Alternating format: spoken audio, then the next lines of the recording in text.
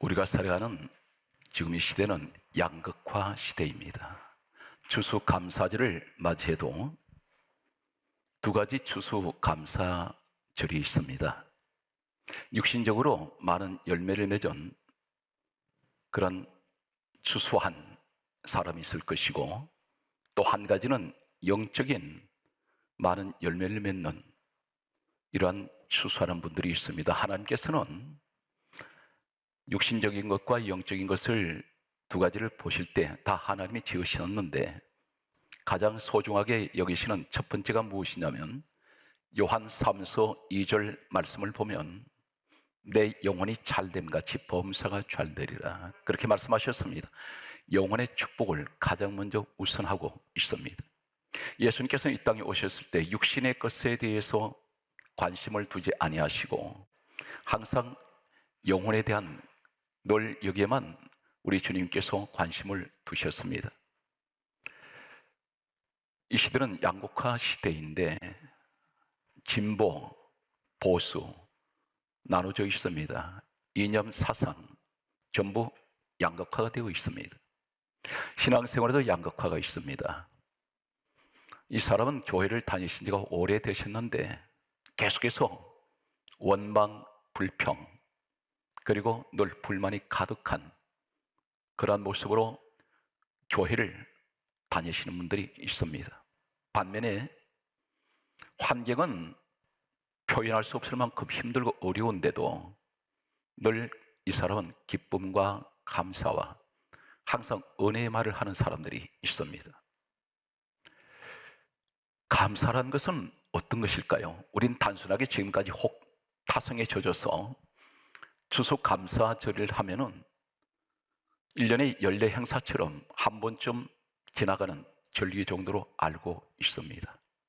이 예배가 끝나면 더 이상 내 입에서는 또다시 감사란 말은 나오지 않습니다. 금방 잊어버리는, 그리고 다시 세상 속으로 들어가는 이러한 모습을 보게 됩니다. 오늘 저는 여러분에게 충격적인 이 감사가 도대체 무엇일까요? 하나님께서는 혈기를 내는 사람들 쓰지 않습니다. 하나님이 쓰시는 사람은 분노가 조절되지 않는 사람 쓰지 않습니다. 하나님의 엄청난 일을 맡길 때에 자기 자신도 관리하지 못하는, 컨트롤 못하는 사람은 쓰지 않습니다. 그래서 일단 선택이 되면 허물이 있는 사람을 훈련으로 들어가게 됩니다. 이것이 오늘 소대에 소개하는 40년 동안 한 가지를 다듬기 위해서 혈기 하나 죽이려고 하나님께서는 40년을 기다린 사람이 있었습니다. 남을 흉보게 좋아하고 자랑하게 좋아하는 사람들, 이 사람 쓰시려고 선택은 됐는데 13년 동안 이거 한 가지 빼기 위해서 고난 가운데 처절한 이 훈련으로 들어가는 사람들이 있었습니다. 하나님께서 서는 사람은 세상적으로 돈 있는 사람, 세상 학력이 높다고 하는 사람, 명문대 출신, 성별 전혀 그게 관심 없습니다. 하나님께서 서시는 사람은 성별, 남자냐 여자냐 보지 않습니다. 돈이 있느냐 없느냐 보지 않습니다. 학력이 어떤 학력이든 보지 않습니다. 단 한 가지, 하나님께서는 나라는 사람의 이 본질이 어떤 사람인지를 가장 먼저 꿰뚫어 보고 계신다는 사실입니다. 혈기 때문에 망해버린 사람이 있습니다. 창세기 4장 5절에 보게 되면 인류 최초의 살인자 가인이 있습니다. 가인과 아벨은 같은 하나님께 예배를 드렸습니다. 그런데 하나님께서 이 가인의 얼굴을 보실 때 다음과 같이 지적하십니다. 혹시 내 모습이 아닌가요? 너 안색이 왜 그러냐? 왜 분을 품고 있느냐? 얼굴이 혈기로 가득합니다. 교만기가 흘러 넘쳐버립니다. 하나님께서 그렇게 물으셨습니다. 언제 그랬습니까? 예배 드리고 난 뒤에 물어보셨습니다. 그렇게 표정을 보셨다는 것입니다. 너 안색이 왜 그러냐? 이 사람은 결국은 아벨을 죽이게 됩니다. 혈기는 살인까지 가게 됩니다. 모세라는 사람이 있습니다. 우리는 신앙생활에서 모세 이야기를 참 많이 합니다. 그런데 이 사람이 왜 하필이면 나이 80세 때에 하나님께서 인생 황혼기에 이 사람을 서셨을까요? 하나님께서는 이 사람을 태어날 때부터 선택을 하셨습니다. 서시려고. 그런데 이 사람이 어떤 모습이었습니까? 성경 말씀을 보게 되면 출애굽기 2장 12절 말씀을 보면 40대까지 이 사람은 애굽의 왕자로 있었습니다. 세상에 누릴 것은 다 누리고 있었습니다. 그런데 한 가지 혈기 때문에 이 사람 망해버립니다. 출애굽기 2장 12절에 보게 되면 노예 생활하던 자기 동족 히브리 사람을 애굽 사람이 학대하는 것을 보고 순간적으로 사람을 때렸는데 죽었습니다. 여기에 무엇이 들어갑니까? 혈기를 참지 못합니다. 감정적입니다. 충동적입니다. 순간적입니다. 적극적으로 이 사람은 행동했습니다. 자신의 육신의 힘을 믿고 하나님 일을 한다고 했는데 처절하게 실패해버립니다. 여기서 그런 도망자가 되어서 40년 세월을 미디안이라는 지옥의 사막으로 지금도 불리고 있습니다. 그것은 사람이 살지 않는 곳입니다. 그것으로 도망갔습니다. 여기서 미디안 사람 이도르의 장인을 만나게 되었고 여기서 그의 딸과 결혼을 하게 됩니다. 여기서 40년 동안 이 사람은 허송세월을 보냈을까요? 하나님께서 찾아오셨습니다. 그리고 성경은 이 사람이 한 나이 80세에 서실 때에 능력이 많았더라, 이 사람 불을 끌어내렸더라, 귀신을 쫓아냈더라, 성경 한마디도 언급 없습니다. 단 한 가지 성경 이렇게 말씀합니다. 민수기 12장 3절에 모세의 온유함이 세상의 모든 사람보다 더하더라. 40년 만에 이 사람이 완전히 사람이 달라졌습니다. 처절한 고난 속에 들어갔을 때 혈기는 다 사라져 버렸습니다. 그때 하나님 찾아오셔서 이 사람에게 능력을 주시게 됩니다. 한 사람을 더 참고로 소개하면 구약에 유명한 요셉이 있습니다. 우린 요셉을 대단한 사람으로 이야기합니다. 맞습니다. 그런데 이 사람이 왜 17세 나이에 형제들에게 미움을 받았을까요? 두 가지 이 사람에게도 결점이 있었습니다. 의인은 없나니 한 사람도 없습니다. 이 사람은 완벽한 사람이 아니었습니다. 17세 나이 때에 창세기 37장 2절에 보게 되면 이 요셉은 형들의 과실을 아버지에게 다 일러바쳤습니다. 형들이 허물을 계속해서 일러바친 사람이 요셉이었습니다. 이 일 때문에 형제들이 그를 미워하게 되었고 급기야는 이 사람을 노예로 팔게 됩니다. 또 한 가지는 꿈만 꾸면 자랑합니다. 아버지에게 자랑하고 형제들에게 자랑합니다. 이 두 가지가 무엇입니까? 남이 흠을 덜쳐내기를 대단히 좋아하는 사람이 있습니다. 요셉 같은 사람. 그런데 이 사람은 애굽에 갔을 때 처절한 이 감옥을 통해서 전전하면서 어떻게 다듬어집니까? 단 한 번도 남을 비방한 적이 없고 단 한 번도 자기 자랑하지 않습니다. 성경 입만 열면 요셉은 우리의 하나님, 내 하나님, 계속해서 하나님은 자랑을 했습니다. 이 사람이 다듬어지고 난 뒤에 13년 만에 30세 때 국무총리로 세워지는 것을 보게 됩니다. 예수님께서 이렇게 말씀하셨습니다. 너 나한테 좀 배워야 되겠다. 그것이 바로 무엇입니까? 마태복음 11장 29절에 나는 마음이 온유하고 겸손하니 내게 와서 배워라. 주님의 마음, 온유한 마음을 배우라는 것입니다. 그리고 겸손한 것을 배워라. 우리는 한 해를 마감합니다. 이대로 내년을 갈 수가 없습니다.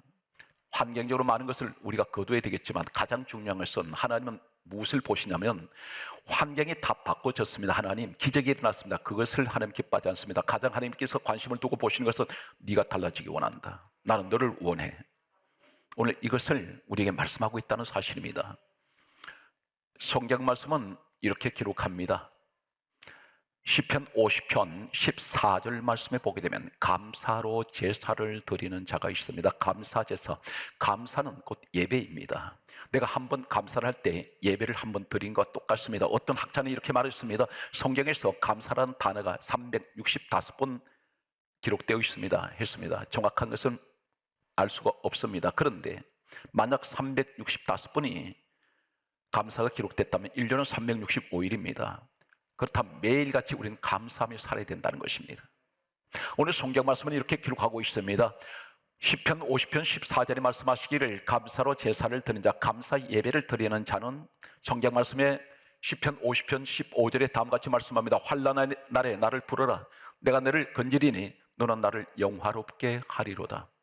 감사 예배를 드리는 사람, 날마다 감사가 입에서 떠나지 않는 사람은 성경의 말씀입니다. 환난 날에 나를 부르라. 환난이 닥쳐올 때 하나님 앞에 기도할 때 하나님 부르면 내가 너를 건져주마. 너는 나를 영화롭게 하리다. 너는 나를 영광스럽게 할 것이라는 것입니다.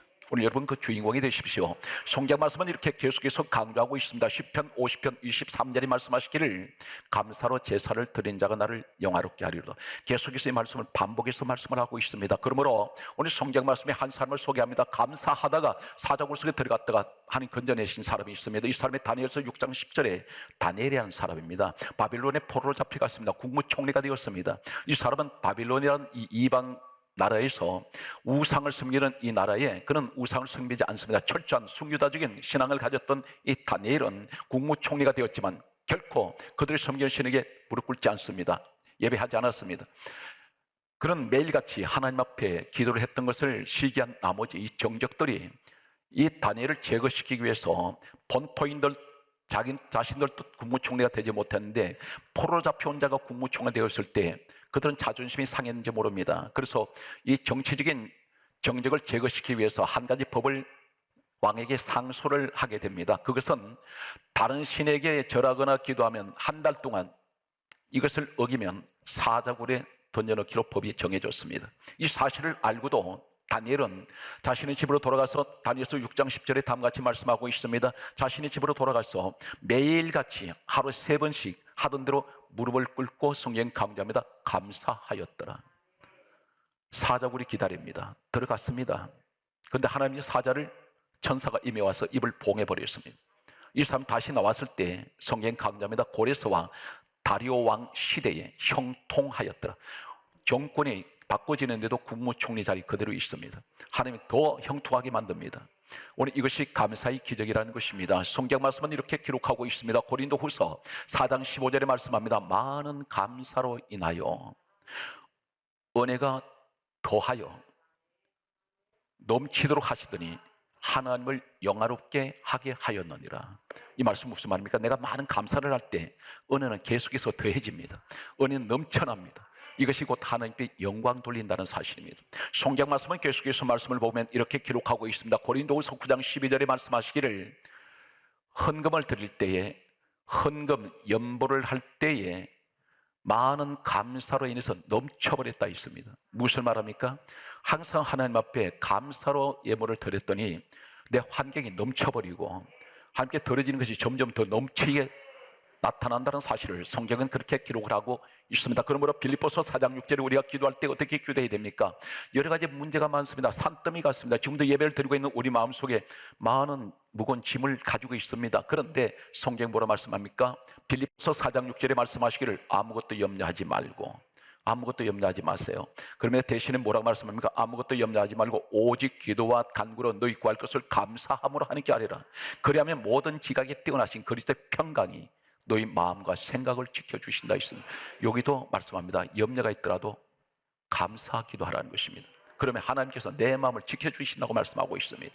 성경 말씀은 그러므로 우리에게 다음 같은 말씀을 하고 있습니다. 데살로니가전서 5장 16절에서 18절에 말씀하시기를 항상 기뻐하라 쉬지 말고 기도하라 범사에 감사하라 이는 그리스도 예수 안에서 너희를 향하신 하나님의 뜻이니라.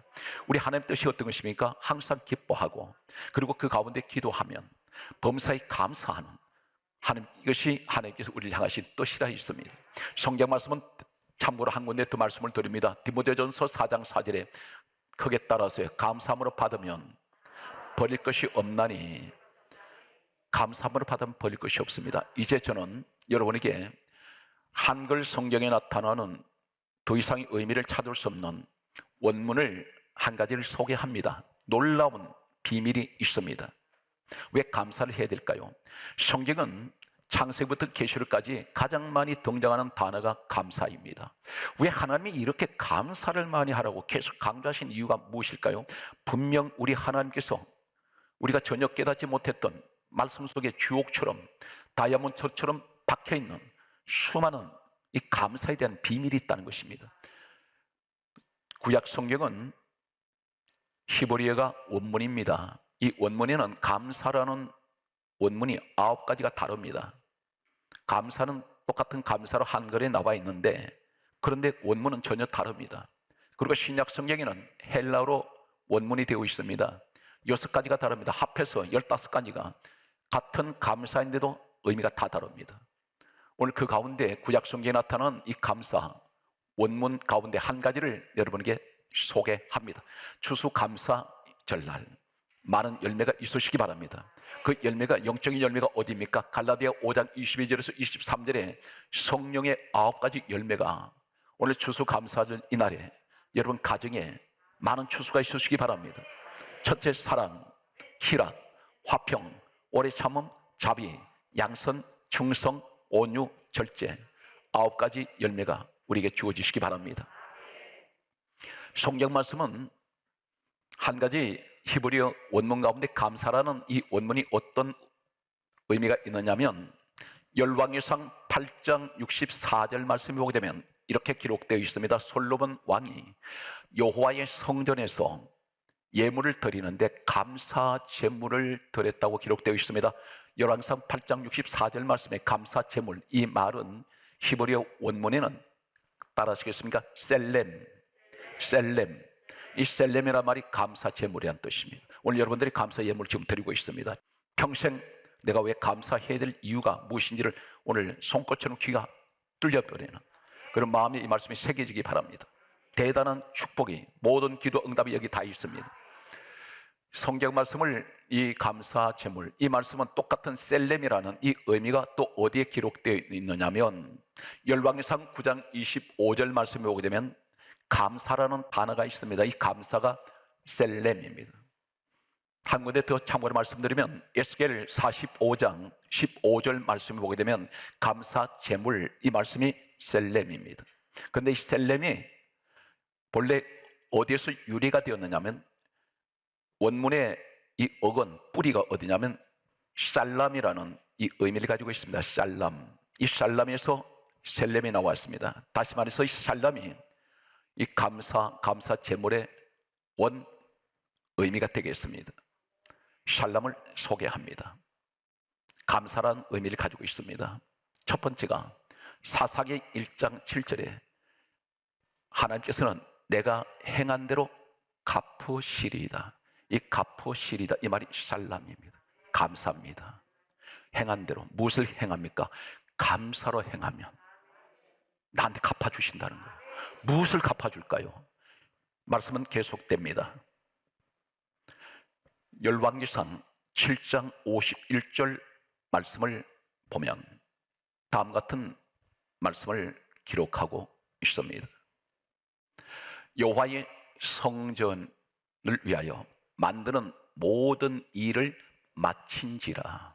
마친지라, 이 말이 감사를 의미하는 샬람입니다. 무엇을 마치나요? 끝이 여호와의 성전의 모든 만드는 모든 일들 마쳤다. 결과, 결론, 마지막 끝이, 하나님 일의 끝이 샬람입니다. 감사합니다. 무슨 의미를 가지고 있습니까? 한 가지, 사랑하는 성도 여러분, 주님 안에 나오신 여러분들은 내 공로로 구원 받은 거 아닙니다. 보세요. 내 죄가 예수 그리스도로 말미암아 요한일서 1장 7절에 예수의 피가 우리를 모든 죄에서 깨끗하게 하셨습니다. 내 의지와 상관없습니다. 예수님이 그분의 흘리신 피로 나는 모든 죄에서 깨끗하게 되었습니다. 하나님 자녀가 되었습니다. 내 힘으로 되었습니까? 아닙니다. 전부가 하나님의 은혜였습니다. 나는 0.0001%도 내 수고가 없었습니다. 내 공로가 없습니다. 전부 하나님의 전폭적인 100% 그분의 은혜였습니다. 하나님을 아버지라고 감히 부를 수 있었던 것 내 노력으로 되었습니까? 아닙니다. 요한복음 1장 12절에 영접하는 자, 누구를 영접합니까? 예수 그리스도를 영접하는 자, 곧 그 이름을 믿는 자들에게는 하나님 자녀들은 권세가 왔습니다. 예수님 때문에 내가 천국의 백성이 됐고 하나님 자녀가 되었고 앞으로는 천국 갑니다. 내 공로로 되었습니까? 아닙니다. 성경이 이렇게 기록합니다. 사도행전 4장 12절에 다른 이로서는 구원을 얻을 수 없나니 천하 사람 중에 예수 외에는 구원 얻을 자가 없습니다. 그 이름은, 위대하신 이름 예수. 요한복음 14장 6절에 예수님이 이렇게 말씀하셨습니다. 내가 곧 길이요 진리요 생명이니 나로 말미암은 자는 아버지께로 올 자 없다. 천국 못 갑니다. 그렇다면 내가 주님 안에서 나는 한 것은 아무것도 없습니다. 전부가 그분의 은혜였습니다. 그렇다면 여호와의 성전에 만드는 모든 일이 마친지라, 이 말이 샬람, 감사란 말입니다. 우리가 할 수 있는 것은 하나님 우리에게 요구하는 게 아무것도 없습니다. 너 예수만 믿어라. 그런데 넌 내 안에만 있어. 그러면 우리는 전부가 뭘 하면 감사밖에 없다는 것입니다. 구원받은 것 감사하고, 예수 믿은 것 감사하고, 주의 일 하게 하신 것 감사하고, 전부가 감사로 우리가 하나님 앞에 마지막 고백할 수 있는 것 감사밖에 없다는 것입니다. 그래서 여호와의 성전에 만드는 모든 일을 마친지라 이 말이 샬람, 감사란 말입니다. 이제 여러분들이 우리가 받는 축복이 어떤 것인지를 소개합니다. 욥기서 성경 말씀은 이렇게 기록합니다. 욥기서 5장 23절 말씀을 보면, 들짐승도 나와 함께 화목하게 살 것이라. 들짐승이 어떤 짐승입니까? 들짐승, 사자, 호랑이, 표범, 이런 수많은 사나운 짐승들이 있습니다. 그런데 사람들 가운데 이성을 잃어버린 짐승 같은 그런 사람들도 있습니다. 잔인한 사람들이 있습니다. 그런데 이 사람들이 들짐승도 너와 화목하게 살 것이다. 이 말이 무슨 말입니까? 세상에 어떤 잔인하고 사나운 짐승 같은 자를 할지라도 화목하다, 이 말이 살람입니다. 감사하는 자에게는 짐승 같은 자도 화목하게 될 것이다. 이것이 오늘 감사로 고백하며 감사로 살아간 사람에게 주시는 축복입니다. 화목하게 됩니다. 원수가 없어집니다. 짐승 같은 자도 나와 함께 화목하게 될 것입니다. 이 화목하다, 이 말이 샬람. 열왕기상 6장 8장 64절에 셀렘이 바로 샬람에서 유래가 된 이 의미가 그대로 우리에게 말씀하고 있습니다. 내가 화목해지기 원한 것은 감사해야 됩니다. 이것이 샬람이란 성경 속의 원문 속에 있는 의미가 되겠습니다. 성경 말씀은 이렇게 기록하고 있습니다. 욥기서 8장 6절 말씀에 이렇게 기록합니다. 너의 처소가 평안하게 할 것이라. 하나님 해주시겠다는 것입니다. 처소가 무엇입니까? 내 가정, 내 장막, 내 사업장, 내가 머무는 곳, 여기가 전부 다 평안이 옵니다. 이 평안하다, 이 말이 샬람입니다. 감사합니다. 감사하시면 화목하게 됩니다. 감사하시면 평안이 주어집니다. 가정에서 항상 입에 감사가 그치지 않는 여러분 가정이 되십시오. 원망한다고 해서 일 해결되지 않습니다. 불평하다고 해결 안 됩니다. 근심하고 염려한다고 문제 해결됩니까? 사람 마음이 병들어 버립니다.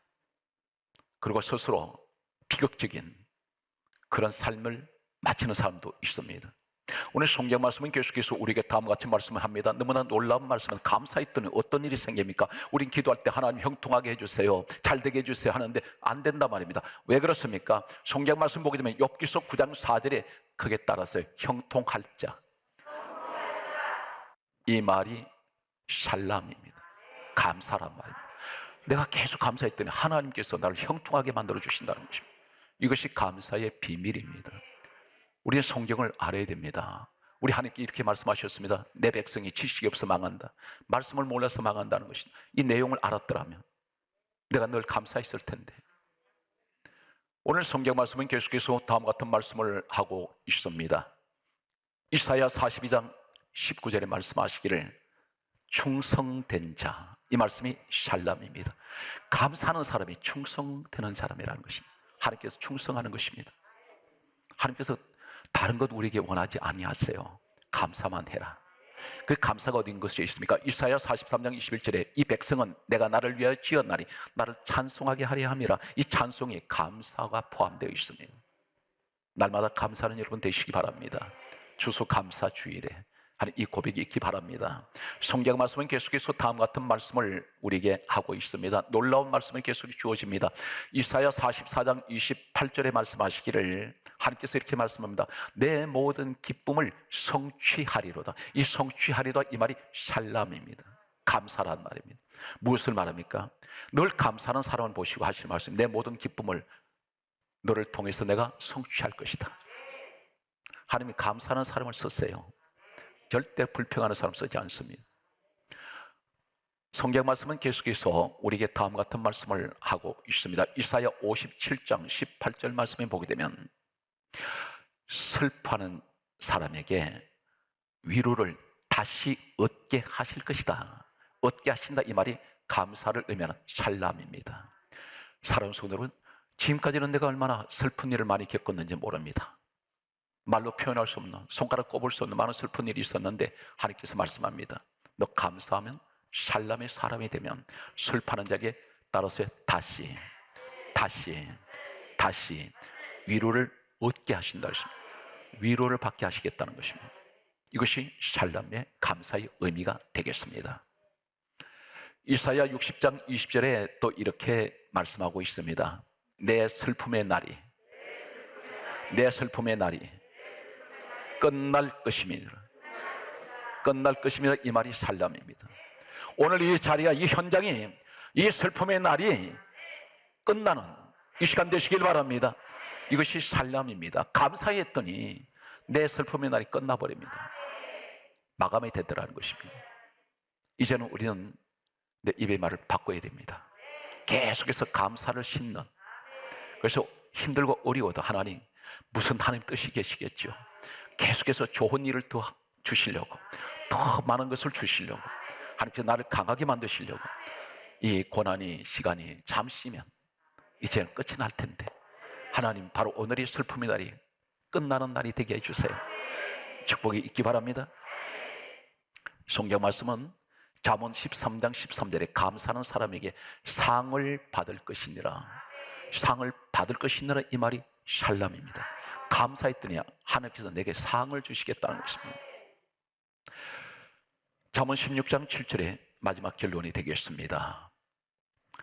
이렇게 말씀합니다. 사람의 행위가 하나님을 기쁘시게 하면, 내가 행동하는 것이 감사로 하나님을 기쁘시게 하면 그 사람의 원수라도 그와 더불어 화목하게 하시느니라. 내게 원수 같은 사람들이 다 화목하게 된다는 것입니다. 이것이 바로 감사의 기적입니다. 사랑하는 성도 여러분, 이 땅에서 육신의 추수 감사, 그리고 영적인 추수 감사, 영육이 다 함께서 주시는 이 축복을 여러분 항상 잃어버리지 말고 늘 평생 가장 하나님, 나는 복 있는 사람입니다 고백할 수 있는 오늘 시간 감사의 축복에 함께 하시기를 주 예수 이름으로 축원합니다.